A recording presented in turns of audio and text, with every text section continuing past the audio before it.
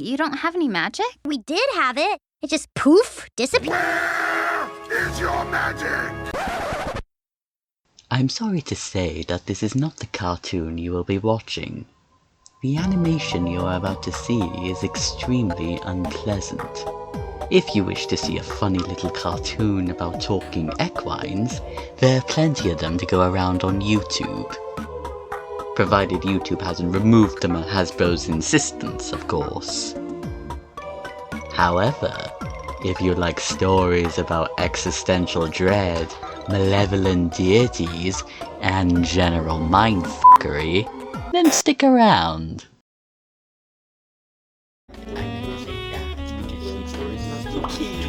I want to twist your nipples off and throw them to the dogs.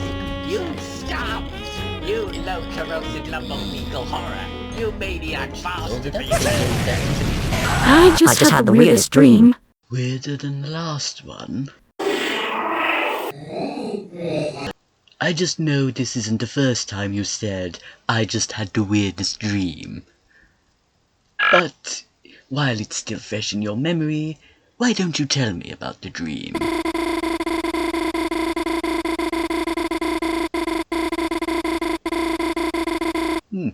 That is weird. You'd think a nuclear bomb would be enough to wake you up from that dream. You're early. What's up? What the hell? What do you mean, what the hell? Is there something on my face? No, it's fine. It's fine.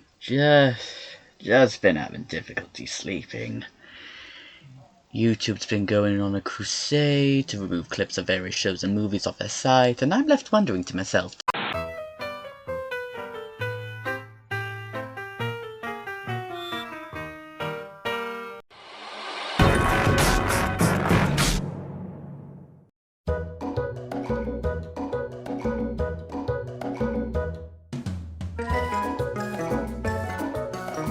have you ever wondered what it would be like to be in the body of a fine, sexy, and famous king? Well, now you can, with the Command and Possession hat. And yes, it is inspired by Cappy from Super Mario Odyssey. With the Cap hat, you can capture that fine thing drapes around in her body, do a fuck ton of drugs, wake up in the body of a half-genie for some reason, get abducted by aliens who force you to the Cap hat. I swear I was sober when I was recording this.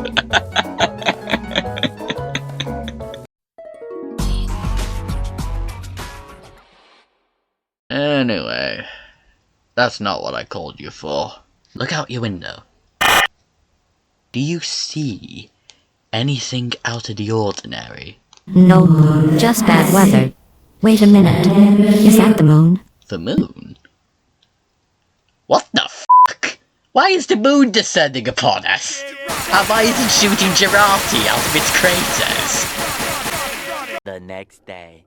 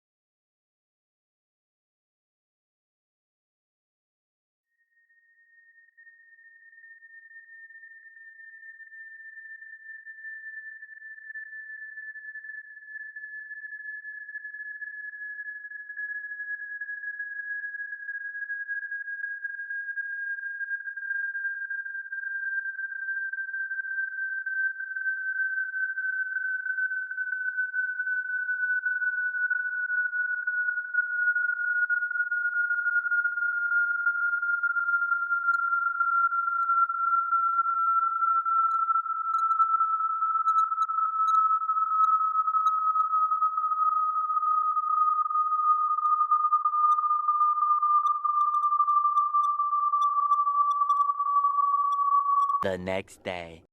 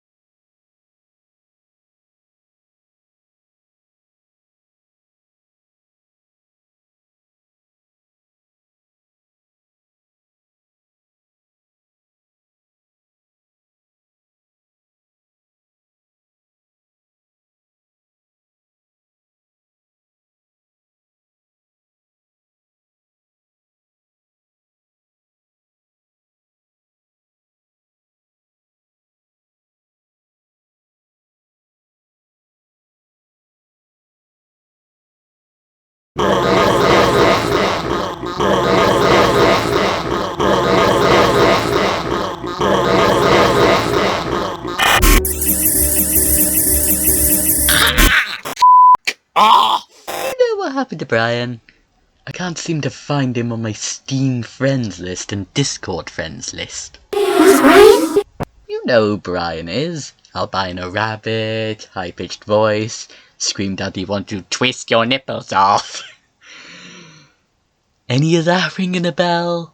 I do remember a dream yesterday where a very weird rabbit yelled at me and there was a nuclear explosion. Not a dream, that actually happened. Pretty sure it was a dream. Mona, I know the difference between a memory of something that actually happened and a dream that I thought was reality until I woke up. For instance, I keep having this recurring dream where I'm enjoying the summer holidays of school, and the summer holidays end and I'm back to school and I'm like, oh shit, I was supposed to do homework over the holidays, until I wake up from the dream and remember that I left school years ago. Sounds like you're trying to avoid something. Me? Avoiding something? Pfft, that's ridiculous. Unless the thing in question is the moon falling out of the sky.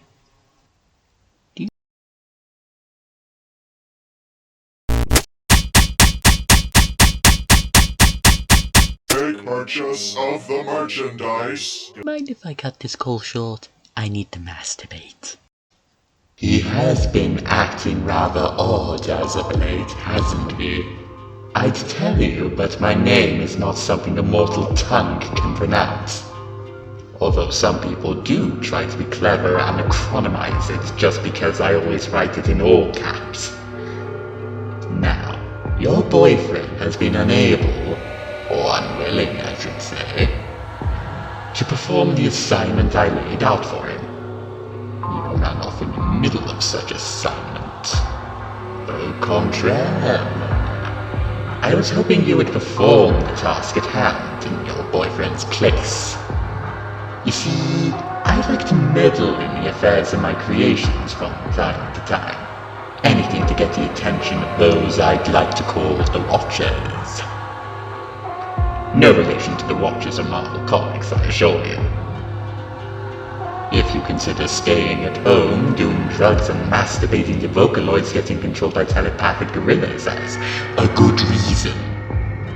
I know, but the problem with that is that it doesn't make for good entertainment for my Watchers. Which is why I came to a compromise with your boyfriend before he decided to run off. Tell you what, if you convince your boyfriend to do his next assignment, I'll do a small favor for you. I disagree. Mona. You know I honestly understand why you like her. She's feisty. Not a pleasant fate, is it? And all over a cardboard box, no less. But this is just one of many possibilities. As I said earlier, I like to meddle in the affairs of my creations. So if you can get your boyfriend to stop dicking around, literally, I will do a little bit of meddling to ensure you don't suffer such a fate. What do you say? Quid pro quo? Liar. Now then, what am I going to do with you?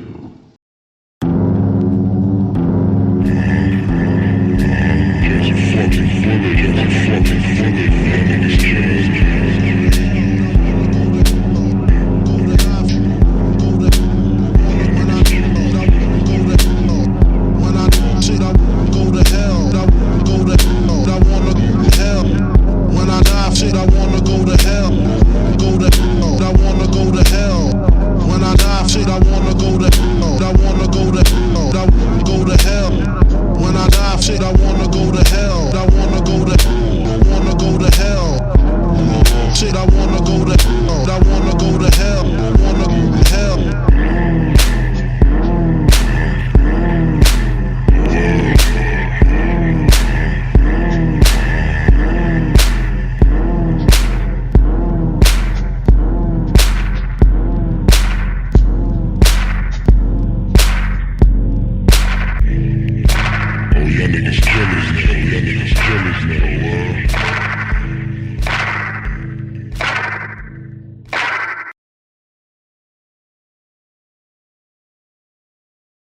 Asuka is objectively the best girl. If you're like Rei, you can. Hideaki Anno's Neon Genesis Evangelion really subverts your expectations of shonen anime, which is why Toji tends to get the short end of the stick and why Shinji goes through all the shonen motions but doesn't really want to cooperate with them. It's a deconstruction of the ridiculous expectations of shonen anime from the 1970s. In these, the protagonists were often guided by just nationalist zeal, I guess, and just enthusiasm for doing whatever their parents told them. And adventure, too, and achievement for its own sake. And that's just not really believable, is it? A lot of people aren't guided by those sorts of things. A lot of people are guided by their need for love and their need to do what must be done in what's in the face of the immediate problem. And that's kind of what we see a lot with Shinji. Even though he's a funny little boy, that's what he does. Honestly, to be quite frank, Shinji's actually sadly a lot cooler than some of his online critics, if I'm being quite frank with you. Shinji, for all of his f***ing shortcomings, doesn't simp. He does not simp. He just does not simp. Neon Genesis Evangelion basically goes out of its way to deconstruct or even flat out make fun of Mobile Suit Gundam, while it goes out of its way to either much more constructively criticize or even flat out praise shows like The Return of Ultraman and Ultraman Leo, also 1970s tokusatsu shows, that owe their existence to Neon Genesis Evangelion owes its existence to those shows, not the other way around. But those two shows owe their existence to Eiji Tsuburaya, who died by the time they were completed, but he planned at least The Return of Ultraman out, and he was involved in the creation of their source shows, Ultraman and Ultra 7. He really was a really creative individual, and that goes to show, that connects back to what Evangelion's all about finding your own identity, content with your own thoughts, enjoyment of your own creations. Why do you think a mad killer like me would love it so much?